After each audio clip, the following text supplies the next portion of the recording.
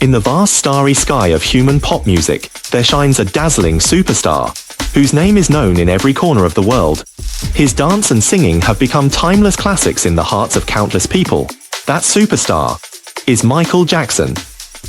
Today, let's travel through the river of time and step into the childhood of this musical legend. On August 29, 1958, Michael Jackson was born in Gary, Indiana, a blue-collar steel town in the United States. He was the seventh of 9 children. His father, Joe Jackson, was a steel worker. His mother, Catherine, was a devout Jehovah's Witness, even though the family had limited financial means. But the seeds of music had already quietly taken root in this land. Michael Jackson's father, Joe Jackson, was a factory worker.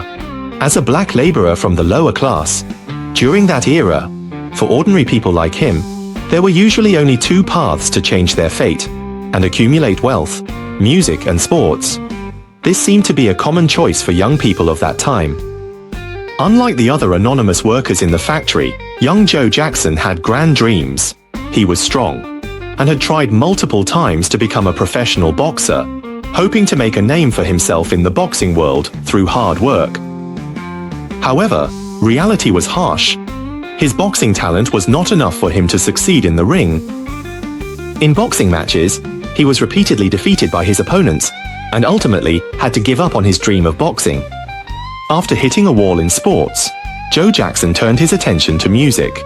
He picked up the guitar again and formed a blues band called the Falcons with his brother Luther and a few friends.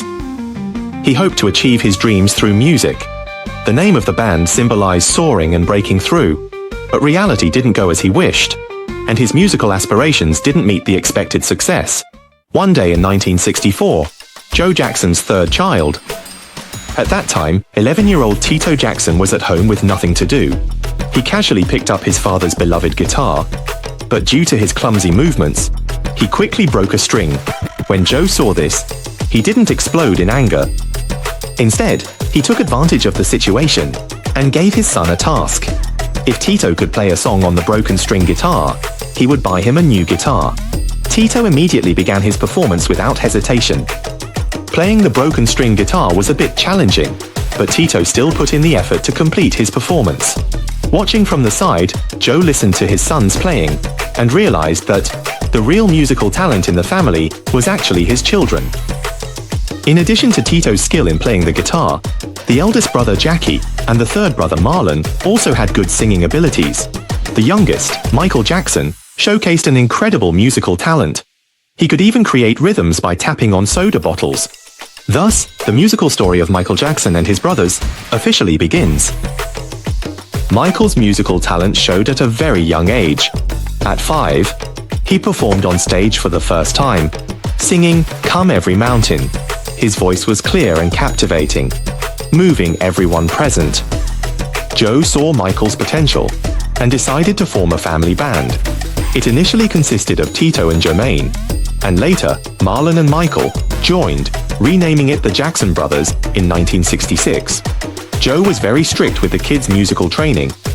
Every day, they had long hours of practice, covering everything from playing instruments to dance moves, leaving no detail overlooked. Michael's childhood was almost filled with music, and his singing and dancing gradually shone on the family stage.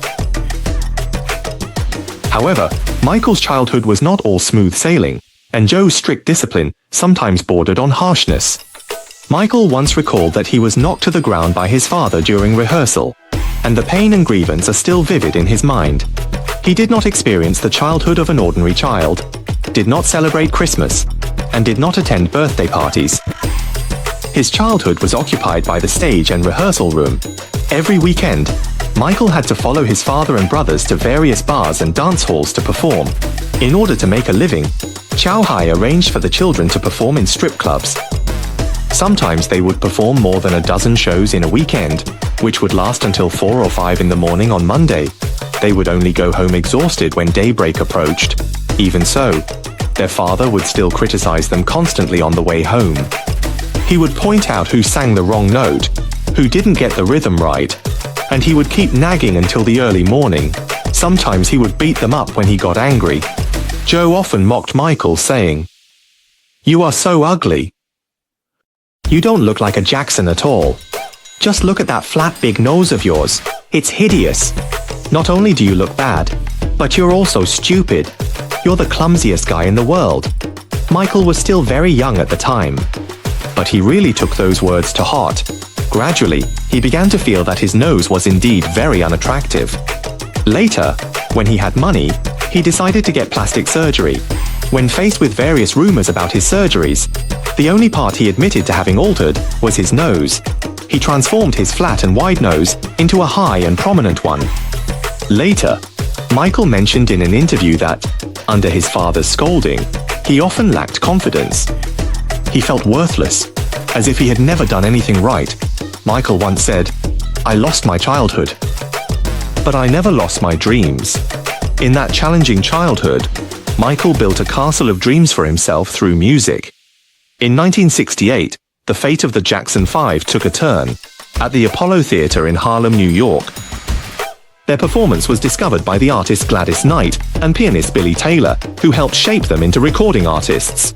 With the support of Diana Ross, they signed with Motown Records and began their music career in 1970. The Jackson 5 quickly rose to fame with songs like "I Want You Back." Michael's personal charm and stage presence made him the core of the group. His dance moves were full of energy, and his singing was infectious, turning every stage into a platform for him to showcase his talent. The name Michael Jackson began to shine on the world music stage. Michael's childhood experiences had a profound impact on him. In early 1988, Michael Jackson created his own fairy tale kingdom in Santa Barbara, California. He named the estate Neverland Manor based on the story of Peter Pan, his favorite comic book. This place is like a large fairy tale amusement park, with amusement facilities everywhere, such as the Ferris wheel, carousel, bumper cars, and various other amusement projects. There is even a cinema. Michael Jackson once made no secret of his original intention to build Neverland Ranch. "I just want to be myself and create my favorite things. I believe that children will like it, and adults with childlike hearts will also like it. I put everything I couldn't have as a child into this place." As an adult, he remained full of love for children, and his Neverland became a paradise for them. He hoped to create a world filled with joy and dreams for children through his efforts. His love for animals also stems from his childhood. The small animals that accompanied him growing up became the comfort of his soul. Michael Jackson once said, "I am always a child. Although my childhood was short, it is the most precious part of my life." The shadow of his childhood is everywhere in his music and life. Michael Jackson's childhood was full of dreams and challenges. He found his place in the world of music. Although his childhood was short, he created an eternal legend with music and dance. His voice and dance moves transcended time and space, becoming classics in the hearts of countless people. Just as he expressed in his song Childhood, "Have you seen my childhood? I'm searching for the essence of my life, because I've looked around me and have been caught up in the gains and losses of my soul. Those who understand me have yet to appear."